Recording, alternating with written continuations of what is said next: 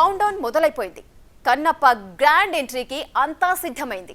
ఇంకొన్ని గంటల్లోనే ప్రపంచవ్యాప్తంగా సినిమా విడుదల కాబోతోంది.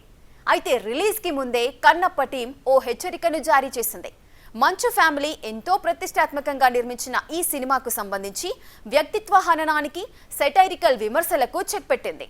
ఉద్దేశపూర్వకంగా ఎవరైనా సినిమాను విమర్శించినా, తక్కువ చేసి చూపినా సహించేది లేదని హెచ్చరించింది. దీనికి సంబంధించి ఢిల్లీ హైకోర్టు నుంచి తమ హక్కులకు ఎలాంటి భంగం కలగకుండా ముందే అనుమతి కూడా పొందినట్లు తెలిపింది కన్నప్ప టీం. గతంలో కేరళలోని ఓ నిర్మాత తన చిత్రాన్ని అక్కసుతో విమర్శించిన వారిపై కోర్టుకెక్కారు.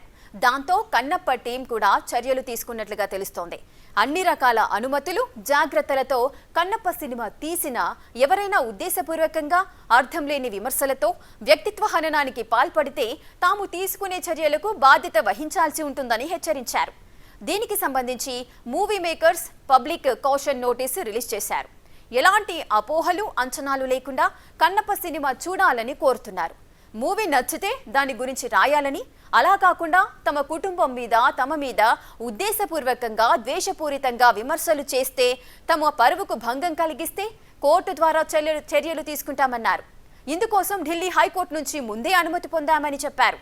సో సినిమా చూసి నోటికొచ్చినట్లు మాట్లాడటం, చేతికొచ్చినట్లు రాయడం చేసి కన్నప్పకు ఆగ్రహం తెప్పిస్తే ఆ తర్వాతి పరిణామాలు చాలా తీవ్రంగా ఉంటాయని మోహన్ బాబు అండ్ కో తెలిపింది. ఈ రకంగా కోర్టు నుంచి ముందే ఆర్డర్స్ తెచ్చుకోవడం బహుశా టాలీవుడ్లో ఇదే తొలిసారి కావచ్చనే చర్చ కూడా జరుగుతోంది. అయితే ఫిల్మ్ క్రిటిక్స్, సోషల్ మీడియా యూజర్లు ఎంత సీరియస్గా తీసుకుంటారన్నదే ఇప్పుడు ఇంట్రెస్టింగ్ పాయింట్. కన్నప్ప సినిమాను భారీ బడ్జెట్తో నిర్మించారు. కథ చారిత్రక అంశాలతో ముడిపడింది కావడంతో నిర్మాత మోహన్ బాబు స్థల పురాణం తెలిసిన వారి నుంచి, అలాగే శ్రీకాళహస్తి క్షేత్ర పూజారుల నుంచి రాతపూర్వకమైన అనుమతి తీసుకున్నారు. సెన్సార్ పరమైన అభ్యంతరాలను క్లియర్ చేసి రిలీజ్ చేస్తున్నారు.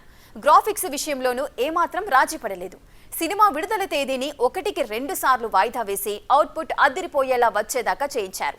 ఇంత చేసినా మోహన్ బాబు, మంచు విష్ణు మనసుల్లో ఎక్కడో ఏదో చిన్న సందేహం ఉన్నట్లుగా ఉంది.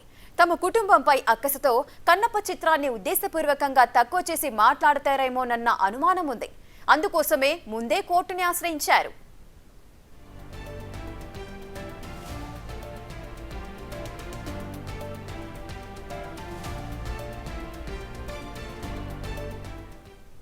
ఇక pan India మూవీగా విడుదలవుతున్న Kannappa movie టీంకు Manchu Manoj all the best చెప్పారు. సినిమా బ్లాక్ బస్టర్ హిట్ కావాలని ఆకాంక్షిస్తూ ట్వీట్ చేశారు. అయితే మనోజ్ పెట్టిన పోస్టులో ఎక్కడా తన సోదరుడు మంచు విష్ణు పేరుని ప్రస్తావించలేదు. కొన్నాళ్లుగా మంచు ఫ్యామిలీలో నెలకొన్న విభేదాలు అందరికీ తెలుసు. ఈ క్రమంలో మంచు మనోజ్ కన్నప్ప టీంకు ఆల్ ది బెస్ట్ చెబుతూ ట్వీట్ చేయడం హాట్ టాపిక్ గా మారింది. ఇదే అంశానికి సంబంధించి మనతో పాటు సిద్ధంగా ఉన్నారు తెలకపల్లి రవి గారు, సినీ విశ్లేషకులు. వారిని అడిగి మరిన్ని వివరాలు తెలుసుకుందాం. నమస్తే సార్. సార్, ఇప్పుడు మనం చూస్తూనే ఉన్నాము కన్నప్ప మూవీని భారీ బడ్జెట్ తో అగ్ర నాయకత్వం అంతా కూడా ఈ సినిమాను చేశారు. సో ప్రతి ఒక్కరు కూడా, సో బాలీవుడ్, టాలీవుడ్ అని కాకుండా పెద్ద పెద్ద హీరోలందరూ కూడా ఈ సినిమాలో నటించిన సందర్భాలు కూడా ఉన్నాయి. ఇప్పుడు ఈ కన్నప్ప మూవీకి సంబంధించి రిలీజ్ కాకముందే హైకోర్టు నుంచి ఆర్డర్స్ తీసుకొచ్చారు. సో దీన్ని ఏ విధంగా చూడొచ్చు? మొదటి విషయం, చాలా కాలం తర్వాత మంచు కుటుంబం నుంచి ఒక భారీ చిత్రం చాలా భారీ ఎత్తున మీరు అన్నట్టు అందరితో కలిసి వస్తుంది. అది మంచిగా ఉంటుందని, విజయం సాధిస్తుందని మనం ఆశిద్దాం, వాళ్ళకి శుభాకాంక్షలు చెప్తాం. ఇంకా విషయం, ఈ సమయంలో ఈ ఉత్తర్వు ఎందుకు వచ్చింది అంటే, ఈ చిత్రానికి సంబంధించి ఏదైనా హద్దు మీరితే మేము ఊరుకోము, మాత్రే తీసుకోబడు చర్యలకు బాధ్యులు అవుతారని ముందస్తు హెచ్చరిక. చూడండి మేడం, ఇప్పుడు మామూలుగా ప్రతి వాళ్ళకు కూడా ఈ స్థలం నాది, రెస్పాన్సర్స్ విల్ బి ప్రాసిక్యూటెడ్ అని ఒక బోర్డు ఉంటుంది సహజంగా. మన ఆస్తిపాస్తులకు కానీ, మన మేధాపరమైన హక్కులకు కానీ, మన క్రియేషన్ కానీ హక్కు ఉంటుంది. అలాగే మన పరువుకు సంబంధించి కూడా మన హక్కు ఉంటుంది. అది చాలా సాధారణమైంది. కానీ దాన్ని సంబంధించి మీరు ఏదైనా భంగం కలిగితే చర్య తీసుకుంటాము, ఇటువంటి దీన్నే జాన్ డో ఆర్డర్ అంటున్నారు. అంటే దాన్ని ఎవరైనా కావచ్చు, whom so ever it may concern అని వాళ్ళు 24 ఫ్రేమ్స్ సంస్థ ఒక ప్రకటన విడుదల చేసింది. అందులో ఇది అంటే ఎవరైనా సరే, ఇందాక మీరు చెప్పినట్టుగా, ఒకటి ముఖ్యంగా మోహన్ బాబు, మంచు విష్ణు వాళ్ళ యొక్క గౌరవానికి భంగం కలిగించే విధంగా కానీ, లేదు వాళ్ళు తీసుకొస్తున్నటువంటి ఈ సినిమా కంటెంట్ యొక్క విడుదల లేకపోతే వ్యాఖ్యానము ఉద్దేశాలు ఆపాదించడం ఇవన్నీ చేస్తే మేము తీసుకునే చర్యలకు పాత్రలు అవుతారు అని. ఇది ముందుగా ఇచ్చినటువంటి ఒక ముందస్తు హెచ్చరిక అనుకోవచ్చు. కానీ హెచ్చరిక అనే పదం ఇక్కడ కుదరదు. ఎందుకంటే ఇందాక మంచు విష్ణు మాట్లాడుతూ నేను వార్నింగ్ ఇచ్చే స్థితిలో లేను, కొన్ని జాగ్రత్తల కోసమే నేను చెప్పాననే మాట కూడా అతను చెప్పాడంటే అందరూ చూసి ఆనందించాలి, ప్రోత్సహించాలని కోరుకుంటాం. కానీ ఇప్పుడు ఎందుకు వార్నింగ్స్ ఇస్తాం? కాకపోతే వివిధ భాషల్లో వివిధ పద్ధతులు ఉన్నాయి. కొన్నిట్లో ముందుగానే చూసేస్తారు. వాళ్ళు ముందే రాస్తే మా మీద ఆ ప్రభావం పడుతుందేమో, అందువల్ల జాగ్రత్త కోసం మేము ఇచ్చామని చెప్తూనే, అయితే ఇందులో ఒక చిన్న హెచ్చరిక జాగ్రత్త లేదంటే తప్పకుండా ఉంది. ఒక భద్రతకు సంబంధించినటువంటి జాగ్రత్త అనుకోవాలి, కానీ భయపెట్టే విషయం అని అనుకోవాల్సినటువంటి అవసరం లేదు. ఎందుకంటే ఎవరెంత ఆ ప్రకటనలోనే ఇంకో అంశం కూడా ఉంది. 19(1) రాజ్యాంగం దాని కింద ఉండే విమర్శ భావ ప్రకటన స్వేచ్ఛకు మేమేం భంగం కలిగించదలుచుకోలేదు అని కూడా దాంట్లో ఉంది. కాబట్టి ఇది తొందరపాటుగా వివాదగ్రస్తం అవుతుందేమో. ఇప్పటికే మా సినిమాలో కొన్ని భాగాలు చిన్న చిన్నవి విడుదలైతే మేము చర్య తీసుకోవాల్సి వచ్చింది. కొంతమంది హానికరమైన నష్టదాయకమైన ప్రకటనలు చేశారు. వీటన్నిటి రీత్యా మేము ముందస్తు ప్రకటన చేస్తున్నాము అంటున్నారు. ఈ జాన్ డాయ్ ఆర్డర్ అన్నదాన్ని భారతదేశంలో అశోక్ కుమార్ ఆర్డర్ అంటారు. అంటే ఎవరికైనా ఇది వర్తిస్తుంది, అంతేగాని దీనివల్ల ఎవరు రవి గారు మీరు అన్నట్లుగా ఈ భావ ప్రకటన స్వేచ్ఛ అనేది ప్రతి ఒక్కరికి ఉంటుంది, అది హద్దులు మీరకుండా ఉంటే బాగుంటుంది అంటారు. అది కరెక్టే. కానీ ఇప్పుడు ఎవరైనా సినిమాను చూసిన తర్వాత ఎలా ఉంది ఏంటి అనేది నిజాలు చెప్తూ కూడా రాస్తూ ఉంటారు. అంటే ఉద్దేశపూర్వకంగా చేస్తే మాత్రమే, విమర్శలు చేస్తేనే చర్యలు తీసుకుంటారని వాళ్ళ ఉద్దేశమా? ఎవరైనా తీసుకోవచ్చండి. ఇప్పుడు మీ గురించి నేను మాట్లాడేది నష్టదాయకంగా ఉందంటే మీకు కేసు వేసే హక్కు ఉంది. దాన్ని ముందుగా ప్రకటన చేయడం అన్నది ఎవరికైనా అది అతి ముందు జాగ్రత్త. దీనికి 2 కారణాలు. వాళ్ళ కుటుంబ పరంగా సాగినటువంటి వివాదాలు కావచ్చు. రెండవది, కొంతమంది ఇప్పటికే కొన్ని సమీక్షలు పెట్టేశారు, ముందుగానే రాసి ప్రజల మనసును ప్రభావితం చేస్తారేమో, చాలా భారీ ప్రయత్నంతో చేశాం కాబట్టి ఇది దెబ్బతినకూడదని. మీరు ఇంకో విషయం గుర్తించండి, శ్రీకాళహస్తి అనేటటువంటిది లేదా భక్త కన్నప్ప, ఈ కన్నప్ప తిన్నడు, ఈ ఉదంతము చాలా మామూలుగానే చాలా సమస్య. అసలు ఏంటంటే అక్కడ సమస్య శ్రీకాళహస్తి అంటే ఏనుగు, ఆ తర్వాత సర్పము, సాలెపురుగు, తిన్నడు, వీళ్ళందరి మధ్య వివాదమే అసలు శ్రీకాళహస్తికి దారితీసింది కదా. ఈ ఇతివృత్తంలోనే ప్రకృతికి సంబంధించిన పాత్రలన్నీ ఉన్నాయి, వాళ్ళ మధ్య ఒక స్పర్ధ కూడా ఉంది. అదే అసలు కథ. దాన్ని వీళ్ళు ఇంకా పెంచి తయారు చేశారు. ఏం చేశారో మనం చూడాల్సి వస్తుంది. ఒక కులం వాళ్ళు ఇప్పటికే దీని మీద కొంచెం నిరసనలు అవన్నీ తెలుపుకున్నారు, రేపు కూడా నిరసనలు తెలుపుతారు అని కూడా కొన్ని వార్తలు ఉన్నాయి అంటున్నారు. కాబట్టి మేము జాగ్రత్త కోసం చేసాం తప్ప ఎవరైనా ఎలా ఆపుతారండి? సినిమా నుంచి మీరు బయట మైక్ పెట్టి చూసొచ్చిన ప్రేక్షకుల్ని అడగరా మీరు? ఇప్పటికే సమీక్షలు వచ్చాయి కదా, వాటిని వీళ్ళు ఏం చేస్తారు? పాజిటివ్ రాయకూడదు అనేది ఏం లేదు దాంట్లో, జాగ్రత్తగా రాయాలి అంటే ఒక విధంగా సిద్ధం చేస్తున్నారు. మొదటి వారం ఇప్పుడు ఈ రోజుల్లో చాలా కీలకమైంది కాబట్టి మొదటి వారంలోనే బాగా ఇబ్బందికరమైనవి ఏమీ రాకుండా ఉండాలని కొంచెం ముందరిగా. రవి గారు, ఇంకొక ప్రశ్న ఏంటంటే, ఇప్పుడు వ్యక్తిత్వ హననానికి, సెటైరికల్ విమర్శలకు కూడా చెక్ పెడుతూ కూడా ఉద్దేశపూర్వకంగా ఎవరైనా సినిమాను విమర్శించినా, తక్కువ చేసి చూపినా సహించేది లేదు, కోర్టు పరంగా చర్యలు ఉంటాయి అన్నారు. ఇప్పుడు మీరు అన్నట్లుగా ఇప్పుడు సినిమా చూసిన వ్యక్తులు బయటకు వచ్చిన తర్వాత మైకులు పెట్టినప్పుడు కూడా వారు మాట్లాడతారు. అంటే వాళ్ళకి ఏది అనిపిస్తే అది చెప్తారు. అది వాళ్ళకి నచ్చినా నచ్చకపోయినా చెప్పాల్సిన పరిస్థితి ఉంటుంది. వారు తీసుకున్నా తీసుకోకపోయినా దాన్ని ఆపోజిట్ గా ఉద్దేశపూర్వకంగానే చెప్పారు అని వారిపైన కూడా కేసులు పెట్టే అవకాశం ఉంటాయా? మీడియా పరికరాల మీద అదకు సంబంధించింది. మీడియాలో రాసేవాళ్ళు, చెప్పేవాళ్ళు, వాళ్ళకి సంబంధించింది. మీరు చెప్పినట్టుగా ప్రసారం చేయడంలో కూడా ఉద్దేశం ఉందని కేసు పెడితే పెట్టొచ్చు. ఆ పరిస్థితి రాకూడదని మనము కోరుకోవాలి. రెండో సమస్య ఏంటంటే దాన్ని ఎవరు ఆపడానికి కూడా ఏం లేదు. ఇప్పుడు మీరు కేసు పెట్టొచ్చు, మీ మీద నేను పెట్టొచ్చు. అసలు ఆ మాటకు వస్తే ముందే వాళ్ళు ఏం చెప్తున్నారు? ఈ డిస్క్లైమర్ ఇస్తున్నారు. ఇదేం పూర్తిగా చారిత్రకము, పూర్తిగా పురాణ సమ్మతం అని కూడా కాదు. మేము మా జాగ్రత్తలన్నీ తీసుకున్నాము, మేము ఎవరిని ఒప్పించాలని మేము భావించలేదు అనే ఒక డిస్క్లైమ్ అనేది రైట్స్ లో ఒక ముఖ్యమైన భాగం అండి. విమర్శకులు కూడా రాసిన వాళ్ళు ఏదో దురుద్దేశంతో రాశారు అనేది వీళ్ళు నిరూపించాలి కోర్టులో. అందుకని నేను అనుకుంటున్నాను ఎవరు ఇంకేం మాట్లాడకుండా ఉంటారని నేనేమో అనుకోవట్లేదు, రాయకుండా ఉంటారని కూడా అనుకోవడం లేదు. ఎవరు మాట్లాడకపోతే ఆ సినిమా గురించి అది ఎలా? అసలు సినిమా అంటేనే లక్షల మంది చూస్తేనే కదా డబ్బులు వచ్చేది, కోట్లు వచ్చేది. కాబట్టి రవి గారు మీరు అన్నట్లుగా అది పాన్ ఇండియా మూవీ, కొన్ని కోట్లతో సినిమా తీస్తున్నారు, అగ్ర తారాగణం అంతా కూడా అందులో ఉన్నారు, నటిస్తున్నారు. ఒక్కొక్కరికి ఒక్కో ఫేవరెట్ హీరో ఉంటారు, వాళ్ళంతా కూడా పెద్ద పెద్ద హీరోలంతా కూడా నటిస్తున్నారు. అలాంటప్పుడు అంచనాలు లేకుండా సినిమా ఎలా చూస్తారండి? అంచనాలు తప్పకుండా ప్రతి ఒక్కరికి ఉంటాయి, కానీ ఇప్పుడు వీరు చెప్పేది అంచనాలు లేకుండా సినిమా చూడాలంటున్నారు. అది సాధ్యమయ్యే పని అంటారా? అంచనా కాదు, బయాస్ లేకుండా చూడమంటున్నారు. వాళ్ళు అతి జాగ్రత్త ఎందుకు తీసుకున్నారు, వాళ్ళ కారణాలు వాళ్ళకు ఉండొచ్చు, ఆ హక్కు కూడా వాళ్ళకు ఉంది. వాళ్ళు ఏమైనా తప్పుగా వస్తే భారతదేశంలో ఇప్పుడు చూడండి ఎవరు ఏం మాట్లాడుతున్నారు, బొట్టు ఎలా పెట్టుకున్నారు, కట్టు ఎలా ఉంది, ప్రతిదీ వివాదం అయిపోతుంది కదా. కాబట్టి ముందుగానే వివాదం అయితే వాతావరణం దెబ్బతినకూడదని ఒక అభిప్రాయము. రెండవది అంతర్గతంగా వాళ్ళ కుటుంబ లేదా వాళ్ళ బృందానికి సంబంధించిన సమస్యలు ఉండొచ్చు. మూడోది ఇంటలెక్చువల్ ప్రాపర్టీ రైట్స్ కూడా ఉన్నాయి. వీటిని ముందుగానే ఇప్పటికే ప్రసారం అయ్యాయి. ఇందాక విష్ణు చెప్తుంది ఏంటంటే అక్కడ టీవీ దీన్ని కెమెరాతో చిన్న షూట్ చేసి పెడితే ఎంత డ్యామేజ్. ఇప్పటికే 85 ఛానల్స్ మీద, యూట్యూబ్ ఛానల్స్ మీద వాళ్ళు చర్య తీసుకున్నారు. అందులో వచ్చిన ప్రసారాలు ఆపడానికి కోసం 85 యూట్యూబ్ ఛానల్స్ మీద ఇప్పటికే వాళ్ళు చర్య తీసుకున్న నేపథ్యం కూడా ఉంది. కాబట్టి చాలా ముందు జాగ్రత్త కోసం చేస్తున్నది కానీ దీన్ని భావించాల్సి ఉంటుంది తప్ప మీడియా దీనికి సంబంధించి చాలా ఎక్కువగా ఏదో భయమో లేకపోతే ఏదో చేయబోతున్నారని భావించాల్సిన అవసరం ఏం లేదు. బాధ్యతగా ఎలాగో మీడియా బాధ్యతగా ఉండాలని కోరుకుంటాం. కాబట్టి ఒకటే ప్రజల మధ్యలో సుహృద్భావాన్ని దెబ్బతీసే, సామరస్యాన్ని దెబ్బతీసేవి రాకూడదు. మరి ఆ జాగ్రత్త వాళ్ళు కూడా తీసుకొని ఉంటారని మనం భావించాలి. అంటే ఇప్పుడు ఈ టాపిక్ గురించి మనం డిస్కస్ చేయడానికి మెయిన్ రీజన్ ఏంటంటే, అంటే ఈ రకంగా కోర్టు నుంచి ముందే ఆర్డర్స్ తెచ్చుకోవడం ఈ టాలీవుడ్ లో అయితే ఫస్ట్ టైం అని మనం భావించవచ్చు కదా. అంటే ఇప్పుడు ఈ ఫస్ట్ టైం కాబట్టి అందరూ కూడా దీని గురించిన చర్చ జరుగుతోంది. అతి జాగ్రత్త అన్నాను, అతి జాగ్రత్త అనొచ్చు. కొన్ని వాళ్ళకి ముందస్తుగా ఇన్పుట్స్ ఏమైనా కొన్ని సందేహాలు కలిగించే ఇన్పుట్స్ వాళ్ళ దగ్గర ఉన్నాయేమో మనకు తెలియదు. దీనివల్ల ఖచ్చితంగా మీరన్న కొన్ని సందేహాలు అయితే, కొన్ని నీడలు అయితే అలుముకుంటాయి. అదేం కాదండి, మేమేమి హెచ్చరికలు ఎక్కడ చేస్తాము, మిమ్మల్ని అందరినీ ఆహ్వానిస్తున్నామని ఆయన చెప్తున్నారు.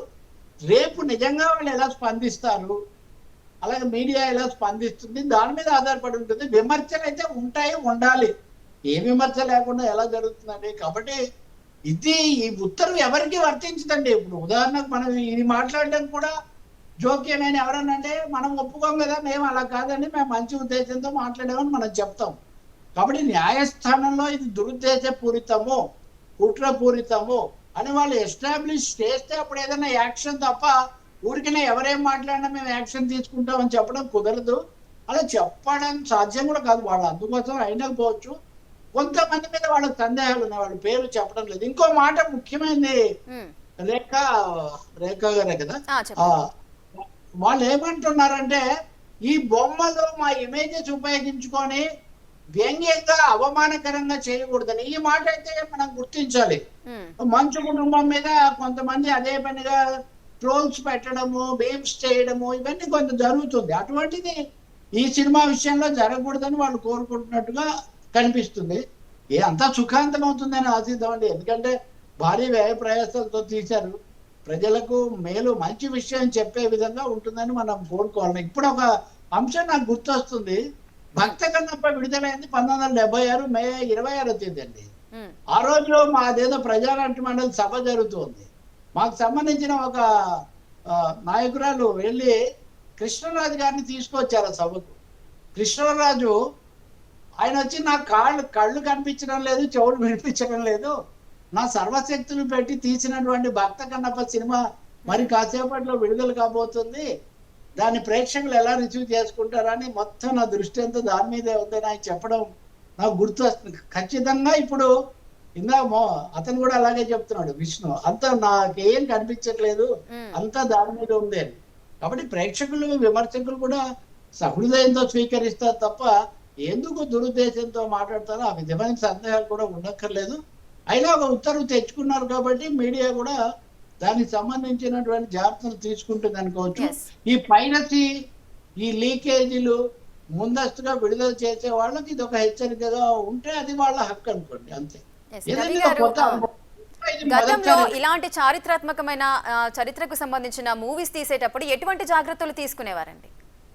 ఇది ఇది వాస్తవంగా చరిత్ర కూడా కాదండి. ఇది ఇది పురాణము, లెజెండ్ అంటాం కదండి, స్థల పురాణము అట్లాంటి అవును, వాటికి అవును. ఉమ్, కాకపోతే సమాజంలో భిన్న తరగతులు, ప్రకృతిలో ఉండే జంతువుల్లో ఉండే రకరకాలు, అలాగే ఆటవికమైనటువంటి అలవాట్లు, ఇవన్నీ భారతీయ సంస్కృతిలో ఈ వైవిధ్యాన్ని, ఈ భిన్నత్వాన్ని గుర్తించి వాళ్ళ మధ్య సఖ్యత కోసం, సామరస్యం కోసం పనిచేయటం అండి. ఉమ్, ఏ కథ చేసినా, ఏం చేసినా గానీ అది ప్రజల మధ్య అవగాహనను, సద్భావాన్ని, స్నేహాన్ని పెంచే విధంగా ఉండాలి తప్ప ఎవరిని తక్కువ చేసే విధంగా కానీ, ఎవరిని నొప్పించే విధంగా కానీ ఉండకూడదు. విమర్శ వేరు, ఆ పరస్పరం ఉన్నటువంటి అవగాహనను దెబ్బతీయటం వేరు. చారిత్రక చిత్రాలు ఏం తీసినా గానీ ఈ మధ్య రాజకీయాల వివాదం సినిమాల మీద పడి ప్రతిదీ రాకముందే వివాదం అయిపోతూ ఉంది తప్ప, గతంలో చాలా జాగ్రత్తగా రామారావు ఎన్ని రకాల సినిమాలు తీశారు, చారిత్రక చిత్రాలు కూడా ఎన్ని తీశారు. ఇప్పుడు కృష్ణరాజే బొబ్బిలి, తాండ్రపాపారాయుడు, లేకపోతే ఇట్లాంటి సినిమాలు కూడా తీశారు. అవన్నీ చాలా జాగ్రత్తగా తీసినవే. బహుశా ఇప్పుడు కూడా మరి అలాగే తీర్చుంటారని మనం ఆశించాలి. ప్రేక్షకుల ఆదరణే అంతిమంగా. వాళ్ళు శివుడు ఆశీర్వాదం అంటున్నారు. వాళ్ళు నమ్మిన శివుడి ఆశీర్వాదంతో పాటు చూసే ప్రేక్షకుల యొక్క ఆశీర్వాదం, అలాగే దాన్ని విమర్శించి ప్రజలకు పరిచయం చేసే మీడియా, విమర్శకులు, సమీక్షకులు, వాళ్ళ యొక్క ఆశీస్సులు కూడా ఉన్నప్పుడే అన్ని విమర్శలు కూడా తీసుకుంటేనే పెరుగుతుంది. కాకపోతే మొదటి దశలో కొంతమంది దురుద్దేశంతో చేస్తారేమో అని వీళ్ళు భయపడుతున్నారు. బహుశా అవన్నీ నిజం కావని, నేను ఇందాక అన్నట్టు కథ సుఖాంతంగా విజయవంతంగా పూర్తి అవుతుందని మనం కోరుకుందాం. ఎస్.